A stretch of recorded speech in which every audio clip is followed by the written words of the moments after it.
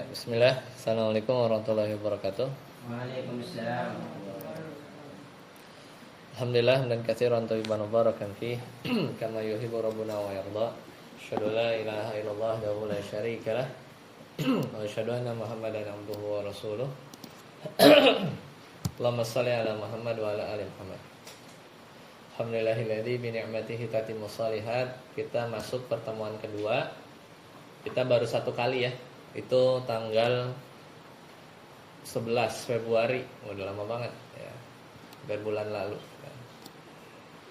Kemarin terakhir itu kita sudah ya pendahuluan lah ya, pendahuluan. Tapi yang paling penting itu adalah ini nih. Jadi kan kita mau belajar rukun iman lah ya.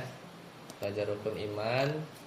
Jadi dalam kita mengimani ke rukun iman, kita harus apa? Harus lengkap ya. Kemarin tuh. Jadi nggak boleh setengah-setengah. Rukun iman ada 6, 5 aja, 1 enggak. Berarti nggak bisa juga. Beriman juga semuanya, 6-6-nya. Tapi di bagian rukun iman kepada Rasul misalnya, dia nggak mau beriman sama Nabi Muhammad SAW, tapi semuanya beriman. Nabi Musa, Nabi Isa. Tapi kalau Nabi Muhammad enggak, itu juga nggak bisa, nggak boleh. Yang ketiga itu adalah kita berimannya dengan berilmu. Kita berimannya dengan berilmu. Jadi jangan sampai kita cuman ikut-ikutan aja ya. Jangan sampai kita ikut-ikutan aja. Nah, itu poin pertama yang waktu itu kita pernah diskusikan di awal Februari. Nah, kemudian waktu itu juga kita udah bahas ya, mudah-mudahan masih ingat. Kita masuk di bab yang pertama yaitu tentang rukun iman. Rukunnya ada iman kepada Allah. Rukun iman kepada Allah itu rukunnya 2. Yang kemarin kita berpikir ya. Kita main logika aja nih. Misalnya kita ditanya sama orang ateis, kan dia mana percaya?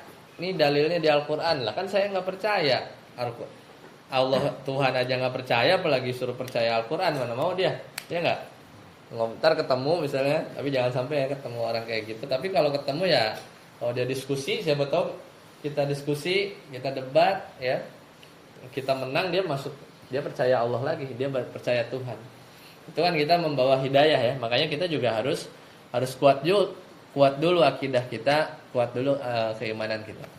Nah, di bab ini kan gampang ya. Kemarin kan ditanya apa yang masuk iman. Ada yang jawab percaya waktu itu ya. Ada yang yakin, ada yang apa? Kemarin tuh macam-macam lah ya jawabannya kan. Ada yang mengesahkan Allah kalau nggak salah waktu itu sempat ditanya. Nah, jadi yang dimaksud dengan iman kepada Allah, kita harus merealisasikan, mewujudkan 2 rukun ini. Pertama, kita harus yakin bahwa apa? Allah itu ada, itu dulu. Ya, Allah itu ada, wujudnya itu beneran ada, meskipun kita nggak lihat sekarang. Nanti di akhirat, di surga, kenikmatan yang paling agung itu adalah melihat Allah Subhanahu Wa Taala. Itu nanti. Sekarang enggak, tapi ya kita harus yakin dulu. Ini rukun pertama. Gimana kita bisa beriman kalau kita nggak yakin Allah itu ada? Allah ada nggak sih? Ragu kita. Allah ada nggak sih? Ya ada lah, ini hujan turun ya. Yang kadang tadi ana hampir menabrak motor, tiba-tiba Allah selamatkan ya. Berarti kan ada pertolongan Allah ya. Kayak gitu ya. Tidak sebagaimana kaum ateis. Ini nih nyebelin ya. Orang ateis ini yang menolak apa? Tuhan. Nanti kita ini ana lagi murajaah ya. Lagi murajaah yang waktu itu. Nah, yang kedua adalah kita udah yakin Allah itu ada, wujudnya ada, meskipun kita nggak pernah terbayang karena nggak pernah melihat. Tapi seenggaknya kita yakin bahwa Allah Subhanahu wa taala itu ada.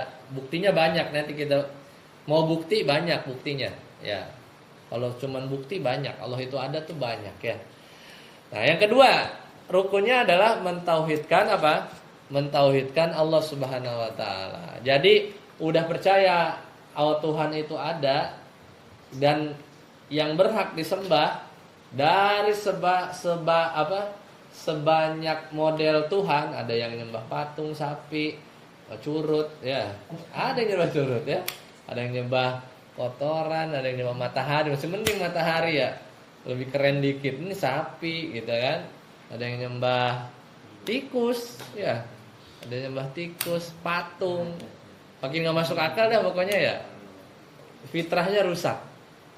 Ya, kita suruh nyembah manusia aja mikir ya, nyembah tikus ya. Nggak tahu ya. Tapi memang orang yang akalnya rusak, ya logikanya rusak tuh ya kadang yang akidahnya aneh-aneh gitu ya. Udah ya, jadi rukunnya dua. Wujudnya percaya, kalau udah mentauhidkan. Cuman satu-satunya Allah Subhanahu wa taala saja. Itu ya rukun dari iman kepada Allah. Nah, dalam mentauhidkan Allah nanti kita kenal ada yang mentauhidkan dari sisi rububiyah, uluhiyah, nama dan sifatnya. Ya, nama dan sifatnya. Oke, itu ya, ini kita masih ngulang. Ini masih ngulang yang waktu pertemuan sebelumnya.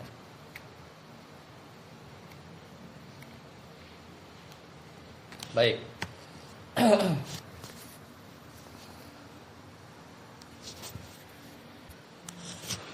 Nah, setelah kita tahu itu, maka kemarin kita coba jabarkan ya.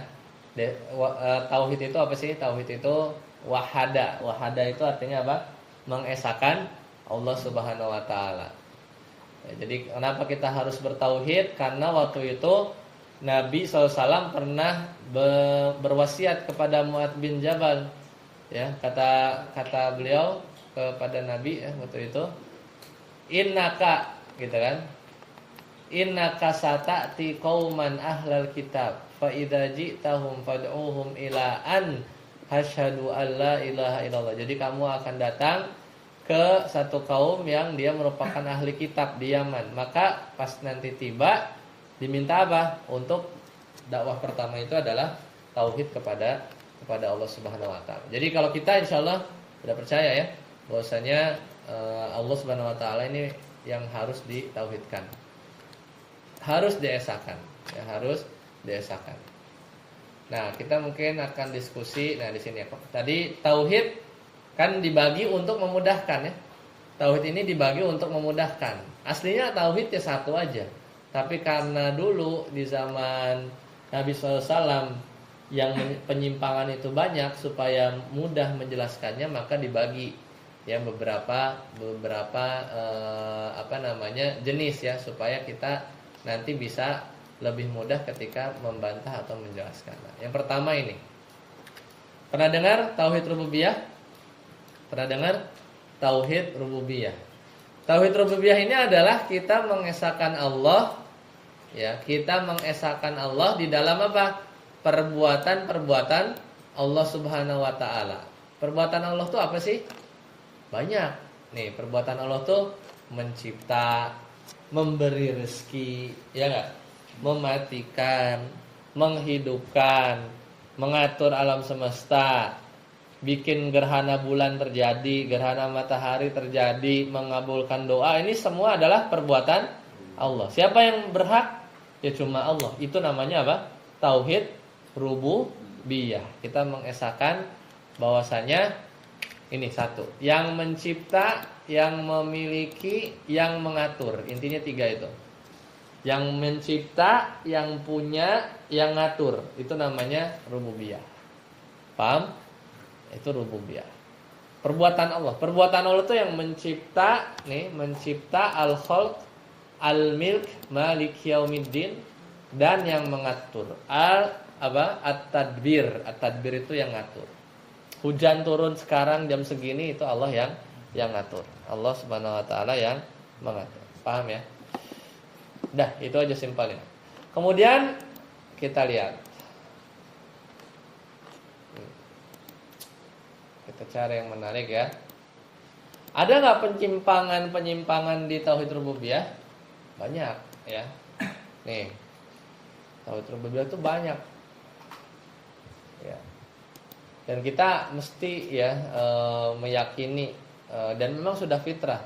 Memang sudah fitrah dari manusia bahwa kita akan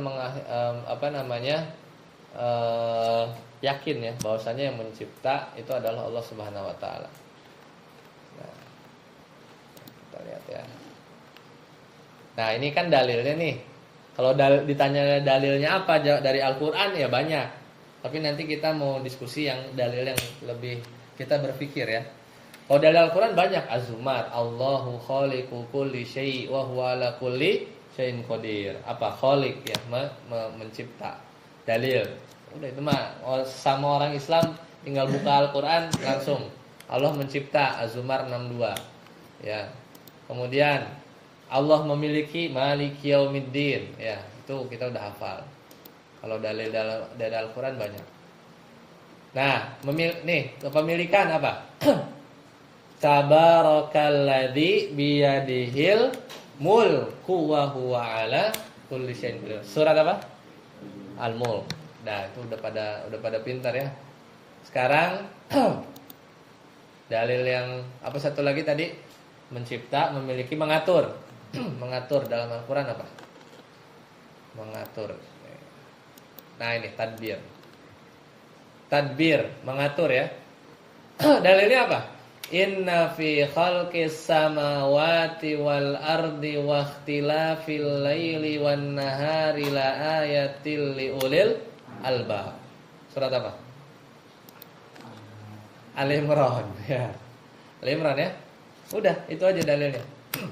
Kalau dalil-dalil Al-Qur'an kita nggak ada perbedaan. Nah, tidak ada diskusi lah, tidak panjang diskusi. Nah, kita lihat. Nah, dalil apa? Dalil tauhid rububiyah. Maka tadi kita udah bahas ya, dalil penciptaan, dalil memiliki, tabarakallah ya, tabarakalladzi biyadihil mulku wa huwa ala kulli syai'in qadir. Nah, sekarang kita balik lagi, kita mau detailin. Kan tadi udah tahu tuh rukun iman minimal 2. Tahu bahwasanya Allah ada, dan yang kedua mentauhidkan. Mentauhidkan ada 3. Apa? Yang kita lagi bahas apa? Tauhid rububiyah. Tauhid rububiyah itu apa? Boleh diulang?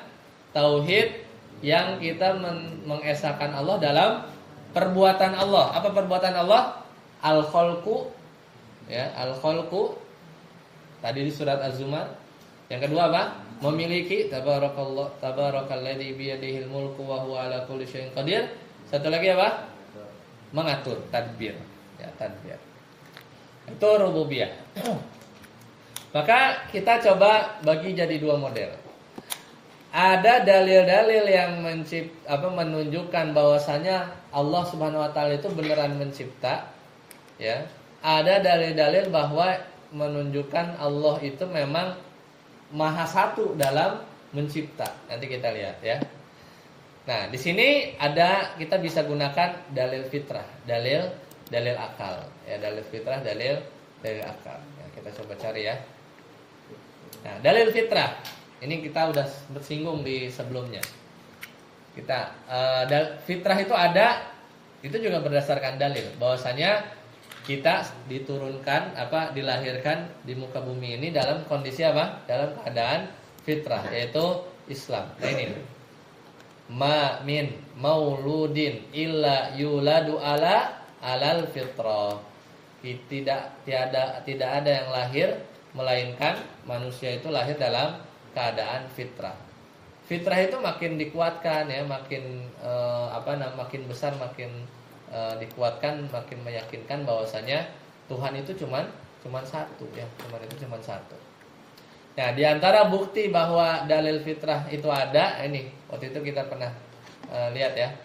Kita pasti akan lihat ya, manusia nih dari zaman dulu sampai sekarang pasti punya agama. Benar gak? Mau yang agamanya apa aja, ada yang nyembah batu ya. Tapi dari dulu sampai sekarang manusia itu condong pada agama sesuatu atau nyembah sesuatu yang dianggap mempengaruhi hidupnya. Orang Persia itu dia nyembah apa? Api gitu ya, majusi api. Ya, orang-orang di luar sana ya dulu di peradaban-peradaban selain Islam itu menyembah sesuatu gitu. Pasti menyembah. Maka itu menunjukkan bahwa hatinya itu senantiasa mencari ya, mencari. Tidak, bahwa ini udah cukup ya, bahwasanya fitrah itu ada dibekali ya, dibekali. Kemudian ya, kita lihat lagi di sini. ya adanya akhlak ya, adanya insting juga ya. Insting ini kan fitrah juga. Ya, bahwa naluri manusia, ya hewan juga punya insting, ya. Dan ini menunjukkan apa? Adanya penciptaan, ya, penciptaan. Ya, adanya yang mencipta. Nih, misal laki-laki ya, kan secara umum dia punya syahwat ke wanita. Tapi laki-laki kadang nih fitrah ya. Kan laki-laki itu fitrahnya syahwatnya kemana? Ke perempuan. Tapi ada nggak? Ya fitrahnya juga laki-laki nggak bersyahwat tuh sama ibu kandungnya. Ibu kandung perempuan kan? Ibu kandung. Siapa yang?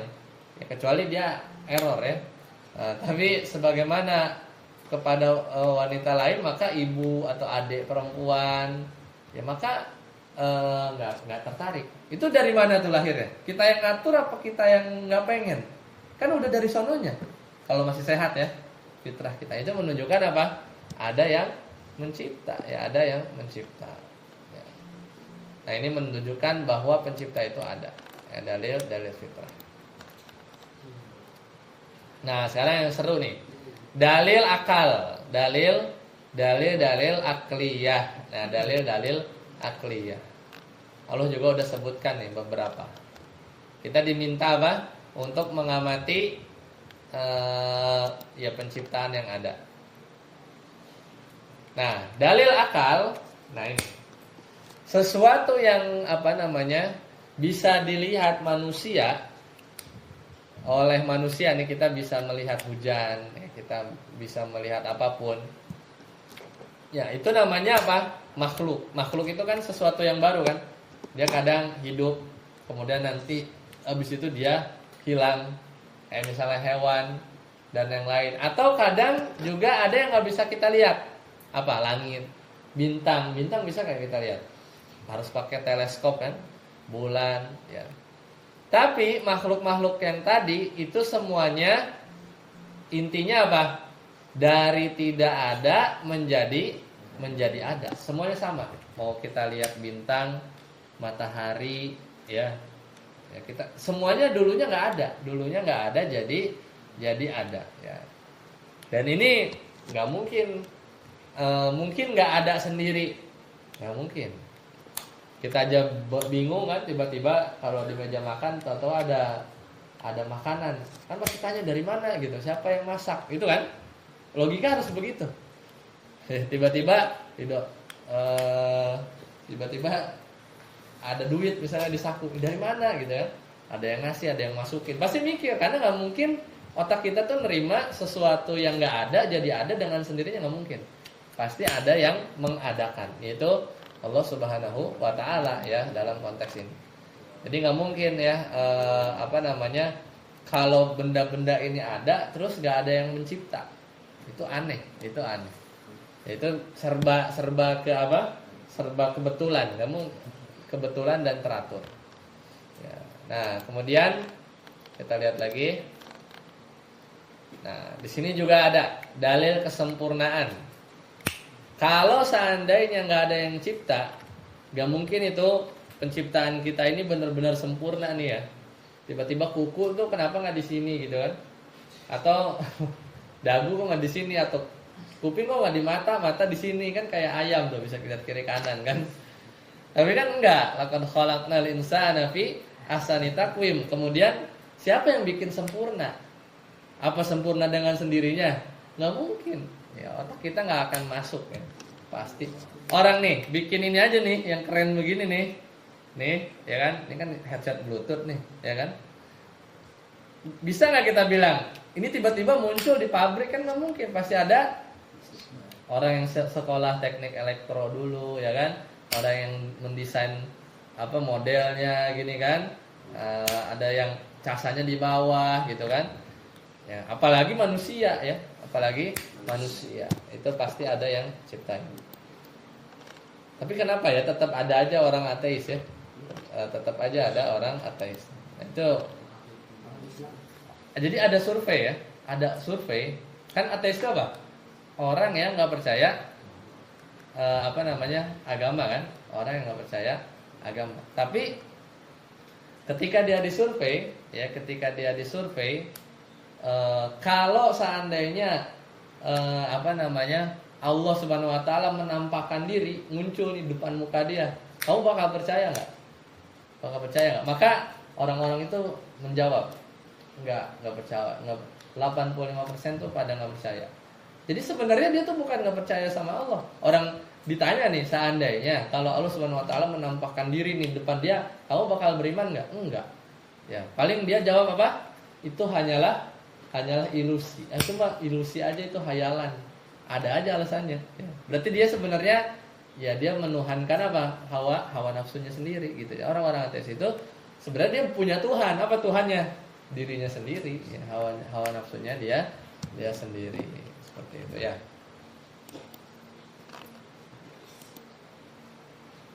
Nah, kemudian ini ya tadi ya dalil pengaturan, karena nggak mungkin ya semua serba teratur. Ya, makanya kemarin terjadi gerhana gerhana bulan itu udah atas keindahan pengaturan dari Allah Subhanahu Wa Taala. Ya. Nah, kita lihat ada yang bagian yang ini yang paling ini dalil juga nih. Kan kita hidup di dunia ini banyak ya bahasa ya. Jadi bahkan di Indonesia sendiri aja bahasa ada berapa? Bahasa Sunda, macam-macam kan. Pertanyaannya, ada nggak guru yang ngajarin dia dari awal? Nggak ada. Kosakata banyak ya kan. Padahal kita tahu semuanya dari siapa? Dari awal dari Nabi Adam kan. Wa 'allama Adamal asma. Surat apa tuh? Baqarah kan. Nah, jadi hal-hal itu membuktikan bahwa Allah Subhanahu Wa Taala itu ada ya. Maksudnya sesuatu yang nggak mungkin tiba-tiba orang bisa punya bahasa sebegitu beragam. Dan juga kita berdoa dikabulin nggak? Pasti dikabulin dengan 3 cara. Dikabulin langsung saat itu juga, ditunda atau diganti dengan yang lebih baik. Ya Allah, berikan hamba 10 juta. Sehari itu nggak dikasih. Ditunda juga besok setahun 20 tahun nggak dikasih. Tapi ternyata dikabulkannya dalam apa? Diselamatkan dari musibah yang kalau dia terjadi musibah tersebut, misalnya dia harusnya kecelakaan ya. Kalau kecelakaan dia harus dirawat, biayanya 10 juta. Nah, jadi 10 jutanya langsung dikabulkan dengan dihindarkannya dari apa?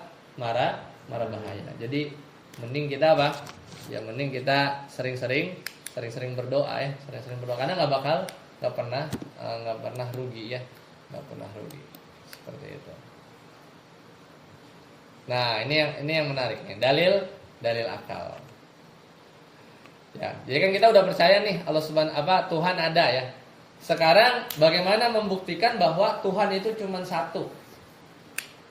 Kalau Tuhan itu kan Tuhan udah nih ceritanya kita udah tahu percaya nih Tuhan itu ada. Sekarang Tuhannya itu bagaimana membuktikan bahwa Tuhan itu cuma satu secara akal.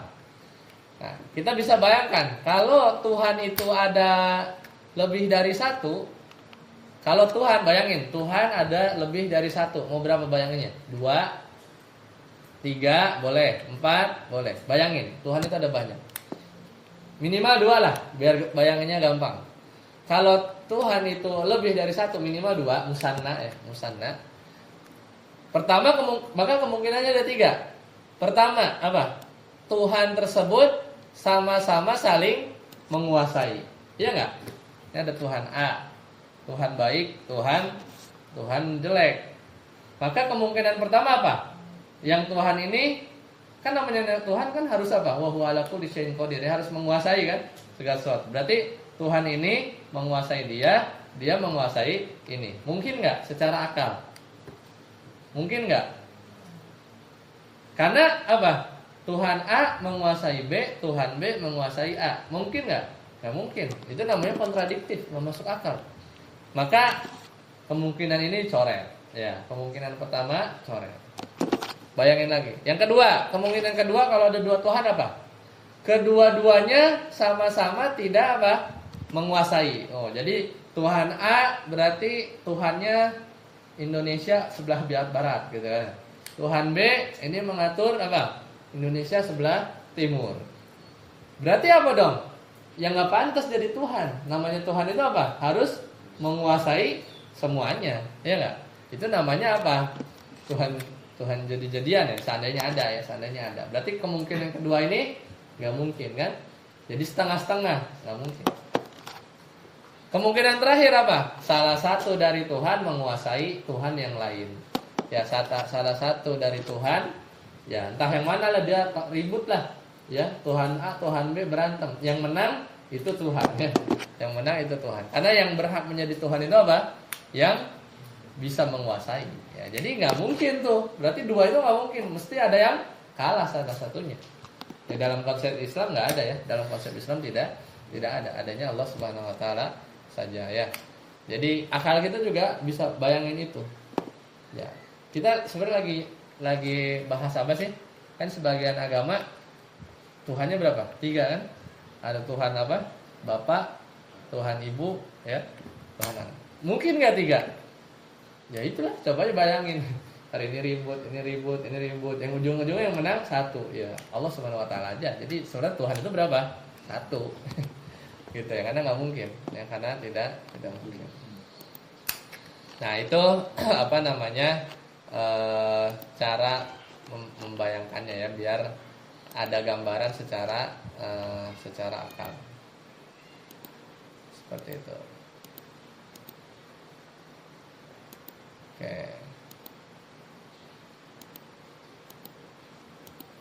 Ada pertanyaan? Nah, kita lihat di sini. Kaum musyrik, orang-orang musyrik kafir Quraisy, dia beriman nggak sama tauhid rububiyah? Orang-orang kayak Abu Jahal, Abu Lahab, beriman nggak tauhid rububiyah? Dia mengakui Allah yang mencipta nggak? Mengakui. Bahkan ditanya, kul, ya, atau pertanyaan yang lain. Nih, wala in sa'altahum, surat Al-Ankabut. Wala in sa'altahum, ketika ditanya kepada mereka, man khalaqas samawati wal ardh, siapa yang cipta langit dan bumi? Dia nanya ke orang kafir Quraisy, jawabannya apa? La yaqulun nallah. Jawabnya Allah. Berarti orang-orang kafir di zaman Nabi itu percaya tauhid rububiyah, tapi tetap disebut kafir. Kenapa? Karena dia tidak menduakan Allah Subhanahu Wa Taala. Ya, jadi makanya harus sepaket. Ya. Kemudian mereka juga berdoa ya kepada Allah, kayak misalnya siapa? Abdul Muthalib itu pas Abrahah datang mau ngancurin Ka'bah, dia doa, ya saya Rabbul Ibil, saya hambanya unta-unta saya. Kalau Ka'bah anta Robnya, engkau adalah Robnya, maka yang jaga engkau gitu kan. Berdoa ya kepada Allah Subhanahu Wa Taala. Meskipun dia apa? Ya tadi ya dia disebut orang kafir. Nah, mereka juga beribadah kepada Allah, tapi beribadah kepada yang lain ya, beribadah kepada yang lain juga ya. Nah itu kalau orang-orang musyrik juga, kalau tauhid rububiyah dia bertauhid, tapi dia tidak bertauhid nanti di tauhid yang jenis yang lain ya, yaitu tauhid uluhiyah. Nah,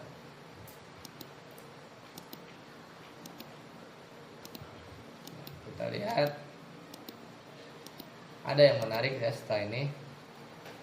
Nah ini yang membatalkan tauhid rububiyah kita ini ya, pemahaman ini nih, memahami Tuhan itu berbilang ada anak, ada bapak ya, atau ada pencipta selain Allah, nggak mungkin ya, atau nggak ada pencipta sama sekali. Ini lebih aneh, gimana tiba-tiba bumi dunia ini tiba-tiba ada dengan sendirinya? Itu kan nggak, mustahil. Orang kita tiba-tiba ada lontong di meja makan aja nanya kan, dari mana nih gitu kan, apalagi tiba-tiba bumi ada sendirinya dunia ini, mesti nggak mungkin, pasti ada yang menciptakan atau yang mengadakan.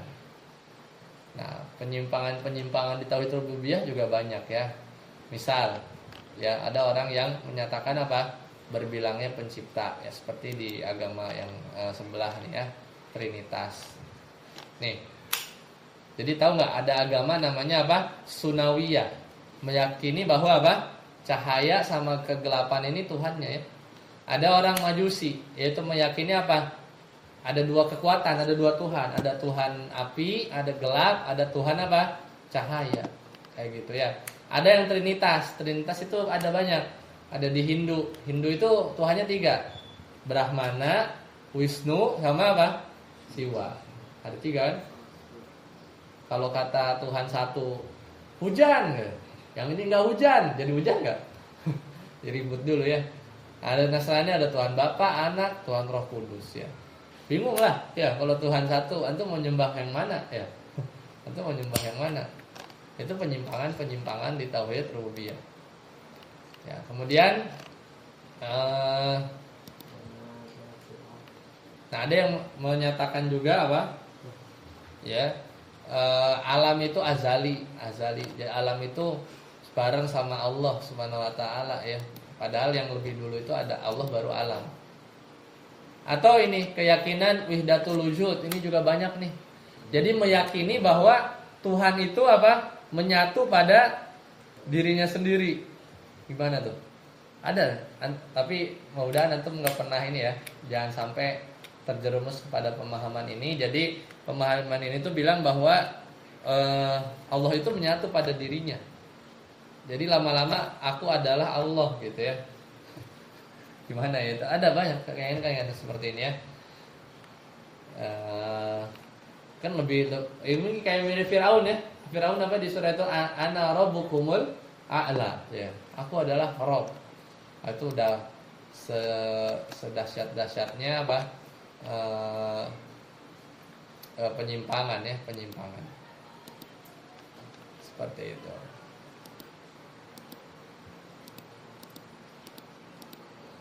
Nah, ini ateis nih. Yang tadi ya yang Anda ceritakan, ateis ini adalah yang tidak meyakini apa?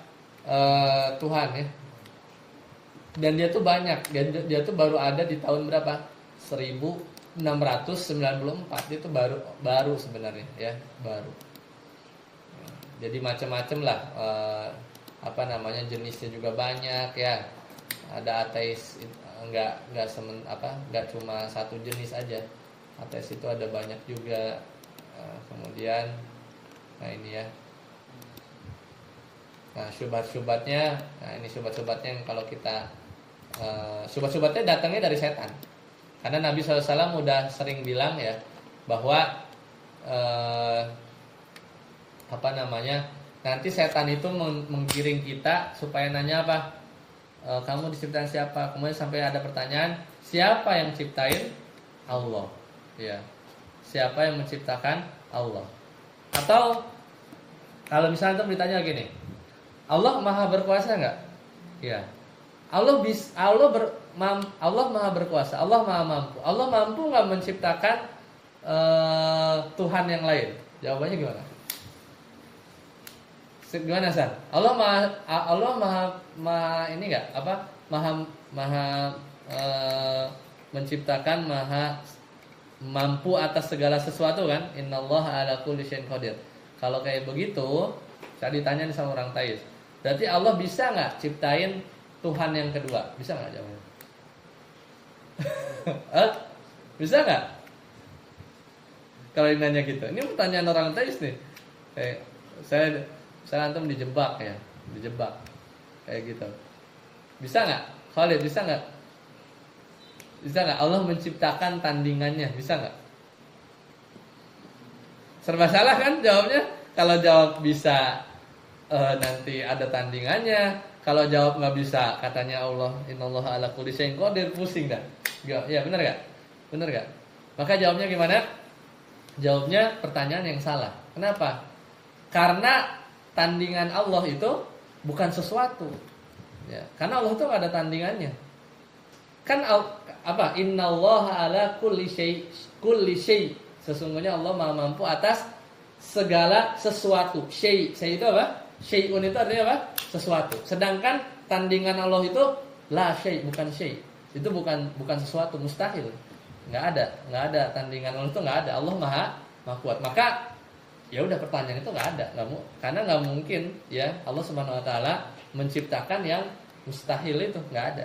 Jawabannya seperti itu ya. Jadi jangan terkecoh ya.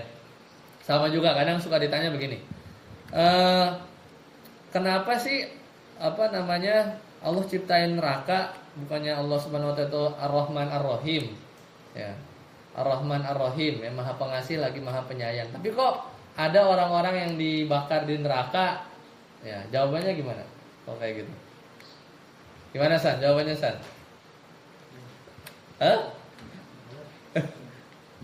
Allah Subhanahu Wa Taala kan Maha Pengasih lagi Maha Penyayang kan, tapi kok ciptain neraka sih ya? Maka jawabannya biasanya pertanyaan-pertanyaan seperti ini tuh lahir dari orang yang tidak melihat sifat-sifat Allah yang lain. Padahal dia lupa Allah Subhanahu Wa Taala itu punya sifat apa? Al-Hakim, Maha Bijaksana, ya kan? Karena nggak mungkin lah orang tiba-tiba diazab di neraka kalau dia nggak berbuat kesalahan. Enak nggak kalau kita tiba-tiba masuk surga tapi nggak ada pilihan neraka? Ya, tiba-tiba masuk surga aja, neraka itu nggak ada, nggak pernah ada, nggak seru kan, ya kan? Nggak ada ujiannya.